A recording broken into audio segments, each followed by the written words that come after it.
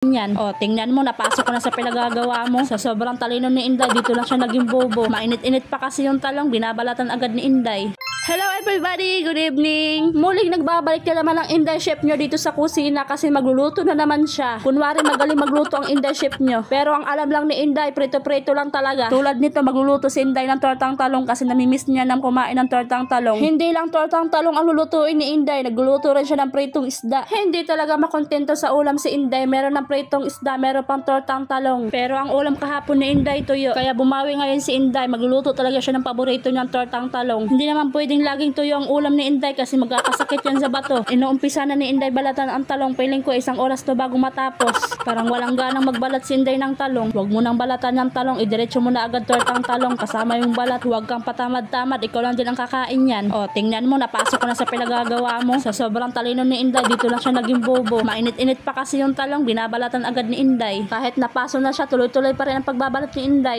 Muntik pang makalimutan ni Inday, meron pala siyang nilulutong isda. Buti na lang talaga, hindi nasunog ang isda ni Inday. Ito pala yung niluluto ni Inday na isda. Paborito niya talaga ito, galunggong na isda. Kalahating kilo lang bilhin ni Inday na isda kasi ang mahal ng isda ngayon. Napag-isip-isipan ni Inday, grabe na taga ang bilihin niya yun, sobrang mahal na. Paano na tayong mga mahirap nito? Ang hirap pa naman kitain ng pera ngayon, hindi madali. Namroblema na si Inday kung saan niya hanapin ng pera. Samantalang noong bata pa si Inday, hindi pa namroblema sa pera. Pero ngayon, namroblema na siya kung saan niya hanapin ng pera. Parang gusto na lang ni Inday bumalik sa pagkabata para hindi na siya mamroblema sa pera. Tanggapin mo na lang Inday na ito ang realidad mo.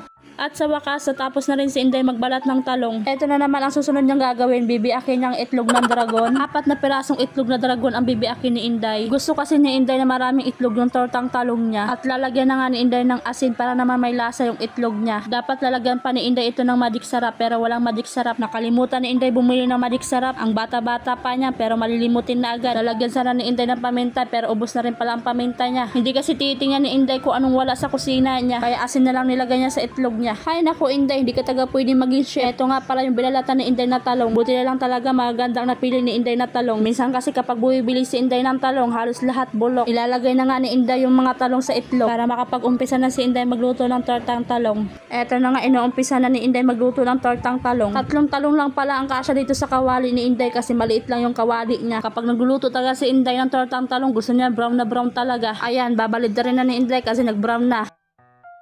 Tapos na nga magluto si Inday, eto nakakain na talaga siya at ginugutom na siya. Syempre papakita pa ni Inday ang niluto niya. Akala mo naman magaling magluto. May nakalimutan palang kuhain si Inday, tubig sa rep. Kailangan niya talaga mag-ready ng tubig, baka mabilaukan to, walang pantulak. O baka meron magtanong dyan kung anong nakalagay sa mukha ni Inday. Pimple patch siya nilagay ni Inday sa mukha niya. Tinutubuan na naman siya ng pimples. Nahihiya na kasi si Inday lumabas ng bahay kasi tinutubuan na siya ng maraming pimples. Sa buong buhay ni Inday, ngayon lang talaga siya nagkaroon ng maraming pimples sa mukha niya. Kaya ayan, nilagyan mo na ni Inday ng pimple patch para matakpan yung mga chismosa sa mukha niya. Nakalimutan na ni Inday ipakita yung sausawan niya. Toyo na may kalamansi ang sausawan ni Inday. Ganyan si Inday kapag kumakain, talagang nakakamay talaga yan. Mas komportable kasi si Inday magkamay kaysa magkutsara. Mapapadami na naman ang kain si Inday nito. Sira na naman ang diet niya ngayon. Gustong pumayat ni Inday pero hindi niya magawa kasi panay lamon. Pag meron niya nakakita ka Inday, sasabihin nila parang napabayaan si Inday sa kusina. Hindi talaga to papayat si Inday kahit sa gabi matutulog na lang, kakain pa yan. Papayat lang siguro si Inday pag puti ng uwak.